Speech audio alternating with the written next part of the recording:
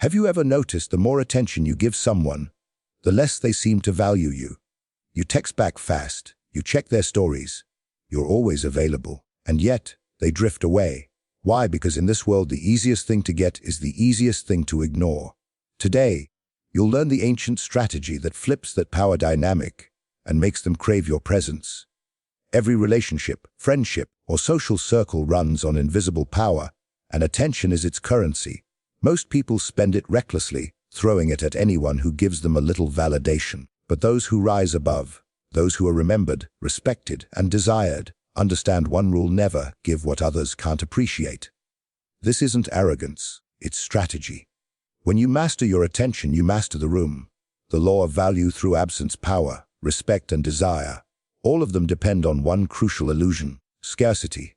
What people can have easily, they do not value. What they must wait for, struggle for, or imagine becomes irresistible.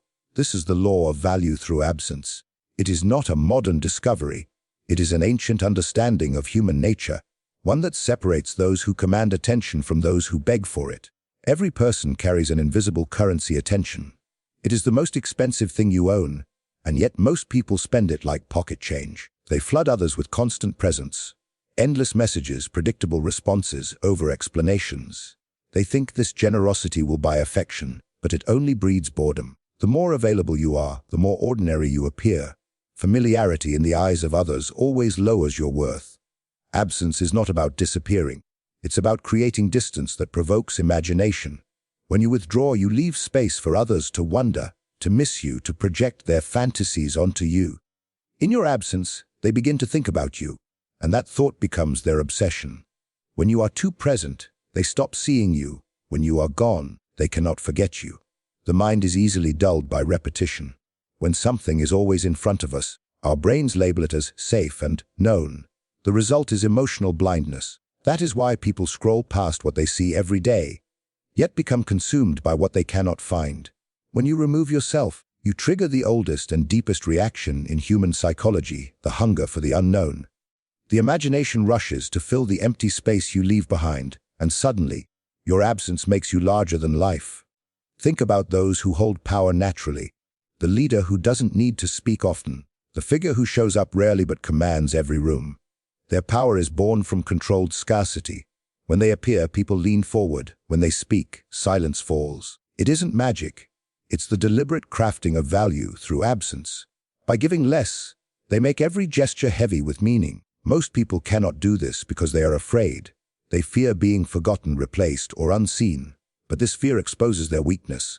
They cling to attention, not realizing that the act of chasing it destroys its worth. People can sense desperation the way animals sense fear. The one who needs to be seen becomes invisible.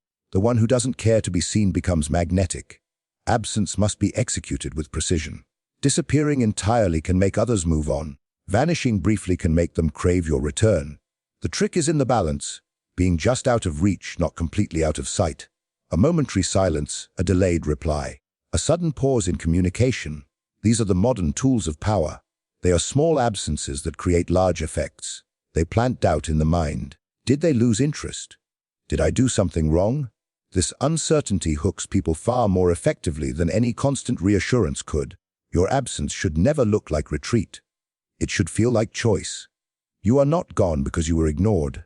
You are gone because you chose to be. This subtle shift changes the entire dynamic. The one who controls their presence controls the relationship. You stop orbiting around others. They begin to orbit around you. When you master absence, even your smallest gestures become amplified. A simple message, a brief conversation, or a single appearance suddenly feels important. Because people have been deprived of your attention, they learn to savor it. They hang on your words, overanalyze your tone, and chase your presence with a quiet desperation. You have become rare, and rarity breeds value. The law of value through absence also applies beyond relationships, in business, art, and influence. A product that is constantly advertised loses its allure. One that sells out instantly becomes legendary. A creator who posts endlessly becomes predictable. One who appears occasionally with precision commands intrigue. People do not worship abundance, they worship restraint. In social power, restraint is a weapon. By not giving everything away, you keep others wanting. This hunger is what keeps you relevant in their minds. A person who knows how to hold back, to vanish at the right time, and to return with purpose becomes a symbol of control. Control breeds respect, and respect transforms into desire. Absence is not silence, it is communication without words. It tells others, my time is valuable, my attention is earned, not given. It redefines your worth in every interaction. Those who once took you for granted begin to notice your withdrawal. They start to question themselves, replaying old conversations, searching for clues. You have shifted the psychological balance. They are now the ones thinking about you when you are not around. In a world addicted to visibility, invisibility becomes a form of rebellion. Everyone wants to be seen, yet the one who hides strategically becomes the most visible of all. When you are no longer part of the noise, you become a signal. Your silence speaks louder than their shouting. Your distance burns hotter than their constant presence. To use this law effectively, you must understand timing.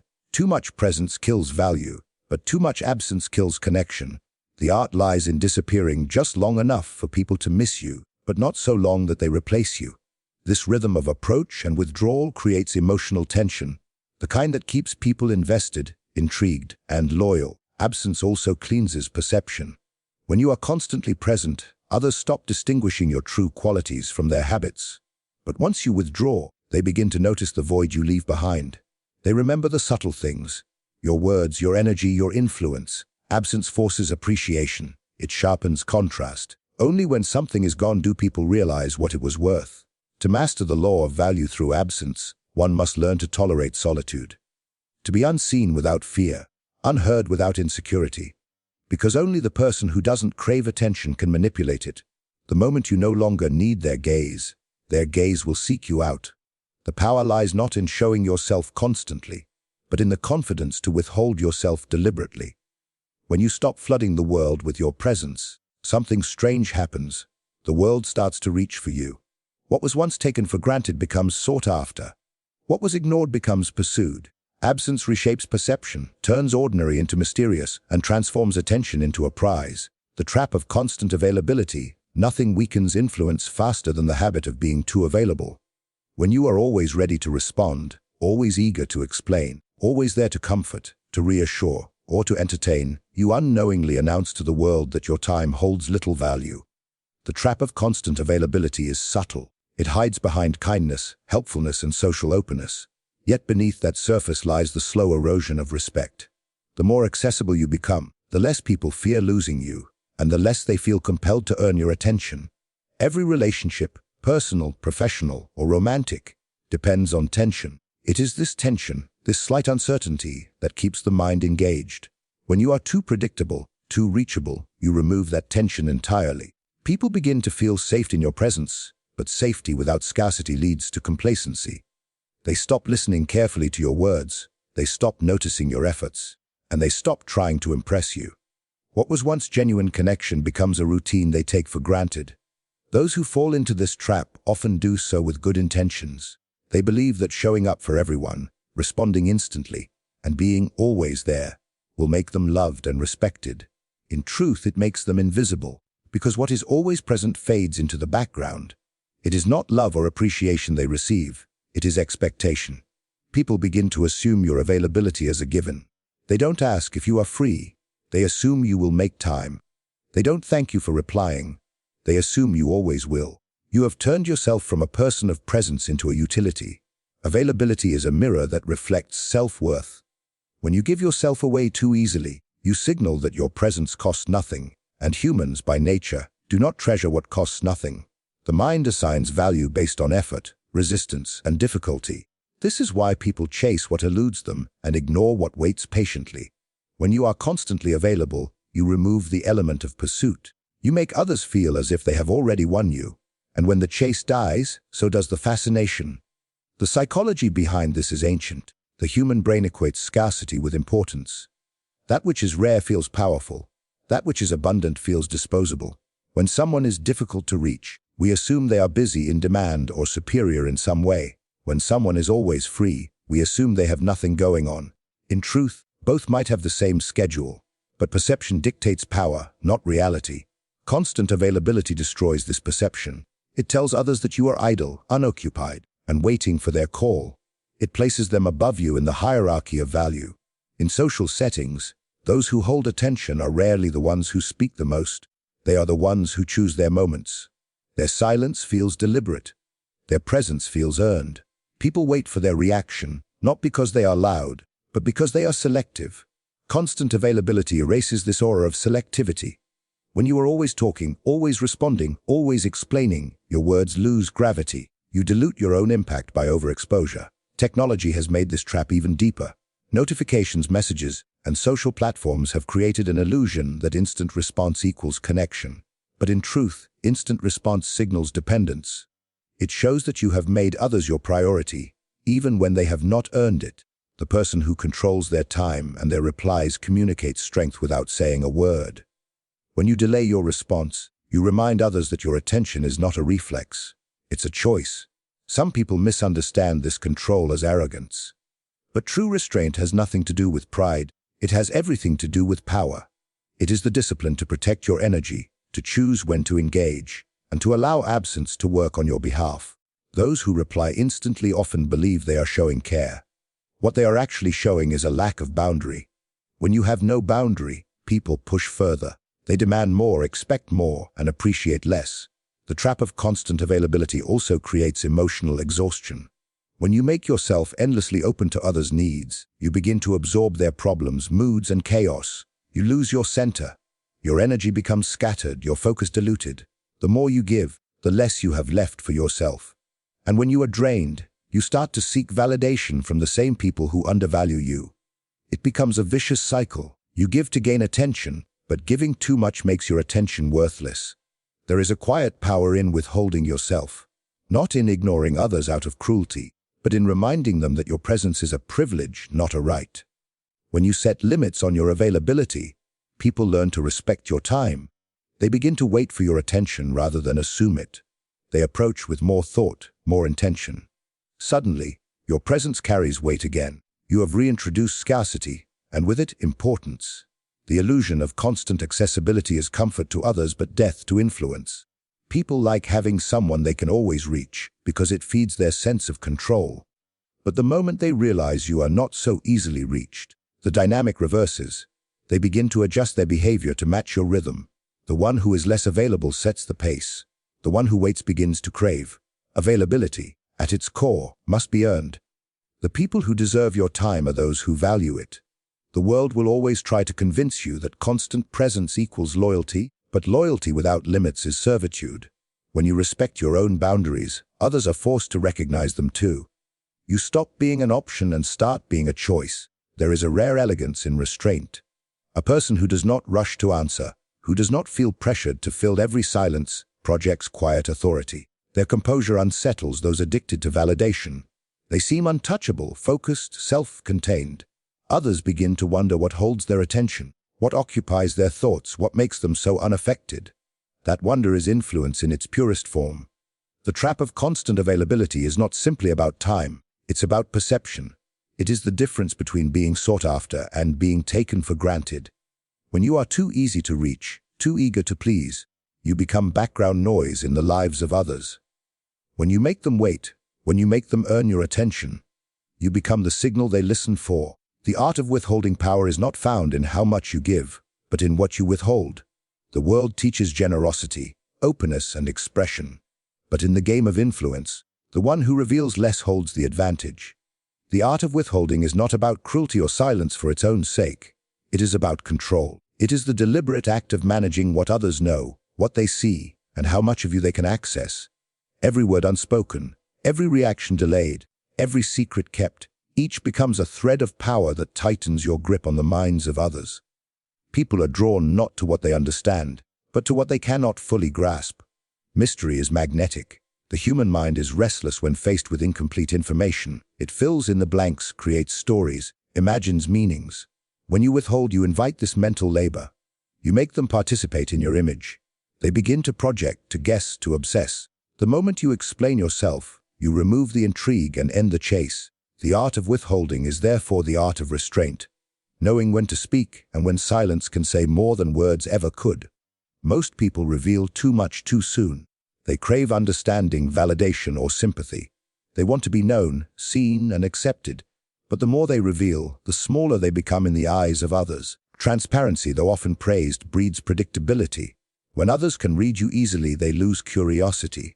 When they lose curiosity, they lose respect. What is fully known is fully controlled, and what is controlled cannot hold power. The one who practices withholding, on the other hand, never appears desperate to be understood. They do not rush to fill silence or justify their choices. Their calmness unsettles others because it suggests self-sufficiency. People sense that they do not need approval, that their inner world is beyond reach. This separation is what gives them power. It is not arrogance, it is architecture, the deliberate construction of distance between what is seen and what is hidden. In conversation, withholding manifests as measured speech. The powerful do not overshare. They let others talk, observe carefully, and offer only fragments of themselves. When they do speak, every word carries weight because it is rare. The absence of noise amplifies meaning. Listeners hang on each sentence, trying to interpret the layers beneath. This control of attention is not coincidence. It is a crafted illusion born from restraint. In relationships, withholding transforms the emotional dynamic. The person who constantly expresses every feeling, every doubt, every thought, becomes predictable. Their emotional transparency allows others to anticipate their reactions and manipulate them. But the one who withholds emotion, who maintains composure while others reveal themselves, becomes a psychological mirror. Others project their desires and fears onto them, seeing in their calmness whatever they wish to believe. This projection deepens attachment, because people are always more attached to their own fantasies than to reality. The art of withholding also applies to your presence. There is power in showing up less, in being seen sparingly, in making your absence felt. Those who appear everywhere, at every event, in every conversation, dissolve into the background. Their image becomes ordinary through repetition. But those who appear rarely, and with purpose, command immediate attention. Withholding presence builds anticipation, and anticipation is the seed of fascination. People remember what they had to wait for. Even in the realm of information, withholding is a weapon. The one who reveals everything loses leverage. In any negotiation, conversation, or confrontation, what you choose not to say determines the balance of power. Others reveal themselves through impatience, through the need to fill silence, through nervous explanations. Meanwhile, the one who withholds listens, observes, and collects information while remaining unreadable. In the end, the person who knows more and says less always wins. Withholding also protects your energy. Every time you speak, react, or explain, you give a piece of your power away. You allow others to influence your emotions, to invade your mental space. But by withholding reaction, you deny them entry. You become untouchable, unbothered, beyond their reach. People will often test this composure. They will provoke, question, or gossip. But when you refuse to give them what they seek, you frustrate their attempts. That frustration turns to fascination, and fascination becomes dependence. There is a rhythm to withholding that must be mastered. Too much secrecy can breed distrust, but too much openness kills allure. The art lies in balance, revealing just enough to spark interest, but never enough to satisfy it. Leave loose ends in your stories. Speak in fragments. Let silence follow your words. The pauses you create force others to lean in, to interpret, to remember. When you become an incomplete story, people keep rereading you in their minds. The power of withholding extends beyond individual interactions. It shapes reputation. A person known for their restraint, for their ability to stay composed and private, becomes a figure of quiet authority. Others start to speak for them, speculate about their intentions, build myths around their actions. The less you say, the more others fill in for you. Eventually, perception works in your favor without any effort. The mystery of your silence becomes louder than the noise of others' explanations. The art of withholding is also a form of emotional discipline. It demands that you resist the temptation to prove yourself. Weak people react, strong people wait. When you hold back your reaction, you deny others the satisfaction of control. Their words lose power when they cannot move you. Their games lose meaning when you refuse to play. You become the still point in a world of noise, the calm that others can neither understand nor disrupt. Every empire of influence is built on the mastery of timing. When to give, when to take, and when to hold. Withholding is the pause between movements, the silence between notes. It gives structure to power. It creates contrast. Without it, everything you say or do blurs into insignificance. People notice the spaces between your actions as much as the actions themselves. To practice withholding, one must be comfortable with the discomfort of others. Silence makes most people uneasy. They rush to fill it. Ambiguity makes them anxious, they seek clarity. When you stay silent and vague, you expose their insecurity while displaying your control. The world belongs to those who can remain unmoved while others reveal themselves. Withholding, when mastered, becomes a form of magnetism. It turns you into a puzzle that cannot be solved, a flame that cannot be held. People return to you not because you gave them everything, but because you gave them just enough to keep them wondering. They chase the meaning behind your pauses, the motive behind your calm, the truth behind your restraint. They are drawn not to what they know about you, but to what they don't. The theater of indifference power is rarely loud. True dominance does not need to shout, explain, or react. It expresses itself through calmness, the kind that unsettles others precisely because it cannot be moved. The theater of indifference is the stage where control is performed not through action, but through the refusal to be affected. It is the deliberate mastery of emotion, the art of keeping one's composure while others lose theirs. In every room, in every conflict, in every exchange, the one who remains unshaken holds the invisible crown. Indifference is not the absence of feeling, it is the discipline of concealment. It is the ability to feel emotion without displaying it, to experience pressure without cracking, to absorb insult without flinching. The indifferent person does not deny emotion. They manage it so completely that others can never use it against them. Every reaction reveals something. Anger reveals insecurity, eagerness reveals need, defensiveness reveals guilt. The one who reacts becomes readable, and the readable become controllable. Indifference, therefore, is the armor that protects power from intrusion. Most people are slaves to their emotions. They seek approval, fear rejection, and crave recognition. When they are ignored, they panic. When they are criticized, they defend. They let others dictate their internal state, giving away control without realizing it. In contrast, the indifferent mind refuses to participate in this exchange. It denies others the satisfaction of seeing a reaction. This refusal confuses and frustrates them. They begin to question themselves, to doubt their influence, to wonder what lies behind that calm exterior. That curiosity transforms into respect, and that respect into a kind of fear. The theater of indifference works because human beings are addicted to response. We are trained to interpret expressions, to read tone, to measure interest. When you give none of these cues, you break the expected pattern. Silence becomes unsettling. Composure becomes mysterious. Others start performing for your approval, trying to provoke, to charm, to awaken a reaction. Without realizing it, they hand you control. The indifferent person does not chase attention. Attention chases them. In conversation, indifference is expressed through poise.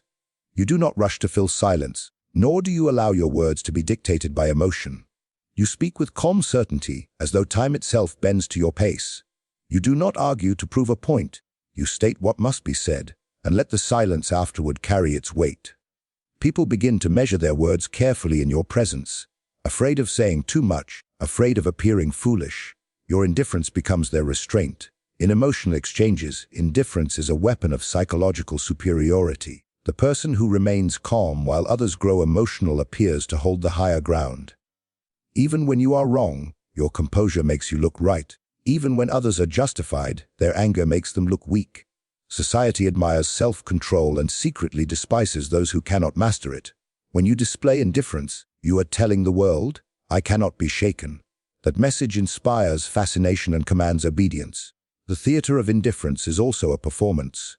Not always genuine, but always deliberate. You do not need to feel nothing. You only need to look as if you feel nothing. This illusion disarms your opponents. When someone insults you and you do not react, they lose their power instantly. When someone tries to provoke jealousy or fear and you remain composed, they are left exposed. The indifferent mind becomes a mirror. It reflects others' emotions back at them, forcing them to confront their own instability. Indifference also protects your energy. Every reaction you give away is a fragment of control you surrender. The world is full of people trying to pull emotion out of you, to make you angry, jealous, defensive, or afraid. Each time you react, they feed on your energy. When you stop reacting, they starve. They begin to lose interest or shift their approach entirely. The calm person, the one who cannot be emotionally manipulated, becomes untouchable. In social settings, indifference creates gravity. People instinctively sense when someone is unbothered by their opinions. The indifferent person walks through crowds without seeking validation, and this quiet confidence draws eyes without effort. Others talk, flatter, boast, and compete. But the one who seems unimpressed by all of it becomes the silent authority. Indifference, paradoxically, attracts admiration because it signals abundance. It suggests that your worth does not depend on others' approval, that you already possess what they are still chasing. The theater of indifference must be practiced with precision. Too much coldness turns into arrogance. Too much distance becomes isolation. The art lies in balance, remaining calm while still appearing human, detached yet attentive, composed yet present. This balance creates a tension that people cannot resolve. They see warmth but not need, interest but not dependence, emotion but not weakness. They are drawn in but never allowed to grasp fully what you feel or think. That incomplete understanding keeps them coming back. Indifference also changes the dynamics of conflict. When someone argues with you, and you do not rise to the bait, they are robbed of momentum. When you are criticized and you do not defend yourself, their power dissolves into confusion. The indifferent person understands that silence can wound more deeply than words. When you do not react, you deny others the drama they crave. They are left shouting into a void, and the void always wins. Emotionally, indifference grants freedom. You stop being dependent on external validation. Praise and insult begin to sound the same. Approval no longer excites you, rejection no longer wounds you. You become centered, not because you feel nothing, but because nothing controls you. This emotional stability radiates outward. Others begin to feel your calmness as a form of authority. They sense that you are not easily moved, and this immovability makes them want to move closer. In a world where everyone overreacts, the one who stays indifferent appears extraordinary. The masses are ruled by impulse, the powerful are ruled by intention. Indifference is the stage upon which intention performs, subtle, quiet, but commanding. Every gesture, every pause, every lack of visible emotion becomes a deliberate statement of dominance. The indifferent person turns control into theater, a spectacle of restraint that both unsettles and captivates those who witness it. The return of the desired, after absence has done its work, after silence has stirred curiosity and distance has built longing. There comes a moment when the powerful re-emerge, slowly, deliberately, and with purpose. This is the return of the desired. It is not merely about showing up again, it is about reappearing in a way that transforms your presence into a reward. You are no longer just another face in the crowd. You become the answer to an unspoken question, the resolution to a tension that you yourself created. Those who once took you for granted now measure every second of your attention as if it were gold. The return of the desired begins with timing. You must not return when they still expect you. Predictability kills desire. When you vanish, people initially experience irritation or confusion. This is the stage of resistance. They wonder why you withdrew. They question your motives. They test their own importance by waiting for your response. But when you withhold longer than their expectations allow, irritation turns into curiosity, and curiosity into craving. They begin to imagine your thoughts, your emotions, your reasons. By the time you return, they are not simply waiting. They are prepared to receive you with new reverence. When you finally step back into view, every move you make carries amplified weight. The silence that preceded you makes your presence echo louder. Every glance, every word, every gesture becomes charged with meaning. You do not need to explain your absence. The mystery around it has already done more for your image than any justification could. People fill the silence with their own stories, often imagining that your disappearance was born from depth, purpose, or self-control. They see independence where there was strategy, confidence where there was calculation. This is the hidden magic of distance. It allows others to rewrite your narrative in your favor. To master the return of the desired, one must understand that reappearance is not a return to familiarity. It is a reinvention. You do not come back as you were. You come back refined, elevated, transformed. People must sense that something about you has shifted, that the absence was not idleness, but evolution. Maybe it is in the way you speak more slowly, with more certainty. Maybe it is in your posture, your tone, your calm refusal to rush. The details are subtle but crucial. Your return must suggest that while they were waiting, you were growing. The world remembers most those who know how to withdraw and re-enter with precision. History, art, and power all follow this rhythm. Creation, disappearance, and return. The audience tires of constant presence. They need silence between performances to crave the next act. When the desired returns, anticipation becomes electricity. This principle applies in every human dynamic: friendship, romance, business, leadership. The one who knows when to step away and when to step forward controls the tempo of connection. Reappearance also reshapes perception. People project their own emotions onto absence. Guilt, nostalgia, admiration. When you finally return, you absorb all of it effortlessly. They treat you with new care because your absence reminded them of loss. They speak softer, listen closer, and treat your time as a privilege. Even the smallest interaction feels meaningful. It is not because you changed dramatically, but because their perception of your value was rebuilt through scarcity. In relationships, the return of the desired redefines attachment. Constant presence breeds complacency. Calculated distance breeds reverence. When you return after absence, you remind others of the contrast between your presence and your absence. They remember how dull the room felt without your voice, how strange the silence sounded when you weren't around. The human mind exaggerates what it misses. Your presence becomes brighter in their memory than it ever was in reality. When you reappear, they do not just see you. They see the version of you their mind has been idealizing. You become a projection of their longing. This return must be subtle, never dramatic. Power moves in quiet waves, not loud announcements. If you reappear with explanation or apology, you destroy the illusion. There must be no begging, no justification, no, "I missed you." You appear as if your absence was natural, inevitable, even necessary. You carry yourself with calm certainty, as though everything unfolded exactly as intended. This composure deepens the mystique. It tells others that you were not avoiding them. You were simply occupied with something greater. Control the first impression of your return carefully. People will study your tone, your eyes, your words. They will search for signs of weakness or regret. Give them none. Smile faintly, speak deliberately, move slowly. The calm of your reappearance is more powerful than any performance of enthusiasm. Indifference, when mixed with a trace of warmth, creates an intoxicating tension. It tells them they matter, but not more than your peace. This balance keeps them chasing. In professional or social contexts, the return of the desired creates reputation. The one who is not always seen, but whose reappearance marks a shift in tone or energy, becomes a symbol of authority. When you enter a room and the atmosphere changes, when people straighten their posture, lower their voices, or look up instinctively, you have achieved the rarest form of influence. Presence alone becomes command. That power is built not through constant effort, but through deliberate absence followed by strategic reappearance. Your return must never feel like a pursuit. It should feel like gravity, natural, effortless, and inevitable. Others should feel as if they drew you back without realizing it, as if your reappearance was a consequence of their longing.